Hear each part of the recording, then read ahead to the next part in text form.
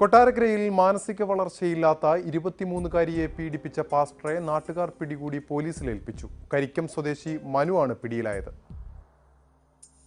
സഭയുടെ നോട്ടീസ് വിതരണത്തിനായാണ് ഇന്നലെ വൈകിട്ട് 3:30-ഓടെ പാസ്റ്ററായ മനു യുവതിയുടെ വീട്ടിലെത്തിയത്. അമ്മ ജോലിക്ക് പോയിരുന്നതിനാൽ യുവതി മാത്രമാണ് വീട്ടിലുണ്ടായിരുന്നത്. മാനസിക വളർച്ചയില്ലാത്ത യുവതിയെ വീട്ടിനകത്തേക്ക് കൂട്ടിക്കൊണ്ടുപോയി പീഡിപ്പിക്കുകയായിരുന്നു. വൈകിട്ട് 5:30-ഓടെ അമ്മ എത്തിയപ്പോൾ അവശനിലയിൽ കരഞ്ഞുകൊണ്ടിരിക്കുന്ന മകളെയാണ് കണ്ടത്. ഈ സമയം മനു വിശ്രമിക്കുകയായിരുന്നു. തുടർന്ന് പെൺകുട്ടിയുടെ അമ്മ അയൽക്കാരെ വിളിച്ചുകൂട്ടി മനുവിനെ പിടികൂടി പോലീസിന് കൈമാറുകയായിരുന്നു. വീട്ടിൽ കുത്തിയിരുന്നപ്പോൾ ഇങ്ങനെ താടിക്ക് കൈ കൊടുത്തോണ്ടിരുന്നപ്പോൾ പറഞ്ഞു, എന്തോ മോളെ അവിടെ മോള് ഇങ്ങനെ വല്ലാതിരിക്കുന്നതെന്ന് ചോദിച്ചപ്പോൾ പറഞ്ഞു. അവൾ ഓടി അങ്ങ് ചെന്നപ്പോൾ അവിടെ പറയാൻ തുടങ്ങിയപ്പം പറഞ്ഞു, മമ്മി വന്നിട്ട് പറഞ്ഞാൽ മതി എന്ന് പറഞ്ഞു. ഞാനെല്ലാം വിശദമായിട്ട് ചോദിച്ചപ്പം ഇങ്ങനെ സംഭവം നടന്നു പറഞ്ഞു.